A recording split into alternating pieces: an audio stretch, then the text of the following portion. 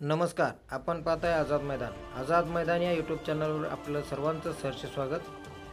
लोहारा तालुक्यासह धाराशिव जिल्ह्यामध्ये ओला दुष्काळ जाहीर करावा, पंचनामे न करता शेतकऱ्यांना सरसकट नुकसान भरपाई द्यावी या मागणीसाठी मानवी हक्क अभियानाच्या वतीनं लोहारा तहसीलदारांमार्फत मुख्यमंत्र्यांना निवेदन देण्यात आले आहे.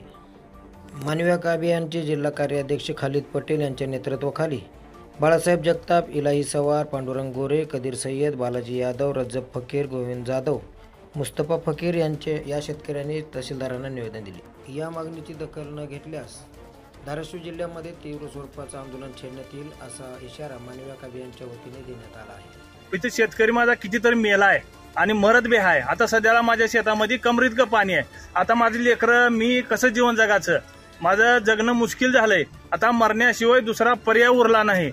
तरी ह्या शासनानं नीट व्यवस्थित समजा पंचनामा न करता सरसगट अनुदान द्यावं व तसंच आमचे कर्ज बी माफ करावं.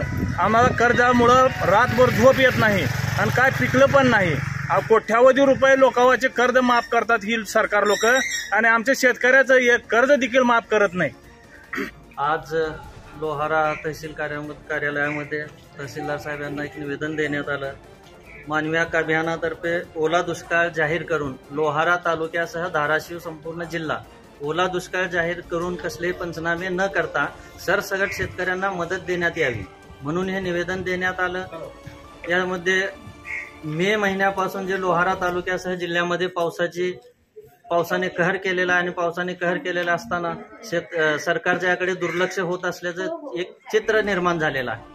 यामध्ये शेतकऱ्यांना पंचनामे न करता आपण पाहत आहोत की गेल्या 8 ते 10 दिवसामध्ये जे पावसाने थैमान घातलेलं आहे, या थैमानामध्ये प्रत्येक ठिकाणी शेतकऱ्याच्या पिकाचं नुकसान झालेलं आहे. हातातोंडाशी आलेलं नगदी पीक हे पाण्यामध्ये जाऊन खराब झालेलं आहे. शासनाला विनंती आहे की त्यांनी शेतकऱ्यांना तत्काळ मदत जाहीर करावी. लोहारा तालुक्यासह संपूर्ण जिल्ह्यामध्ये करावं, कारण शेतकरी हा आज कर्जबाजारी झालेला आहे. शेतकऱ्यांना पर्याय उरलेला नाही. सरकारने जर शेतकऱ्यांना आर्थिक मदत जर शेतकऱ्यांना सरकारने केलं तर शेतकऱ्यांचं थोडंफार नुकसानापासून दुर्लक्ष होईल. आज शेतकरी हा देशोधडीला लागला आहे. शेतकऱ्यापुढे एक विदारक चित्र निर्माण झालेलं आहे.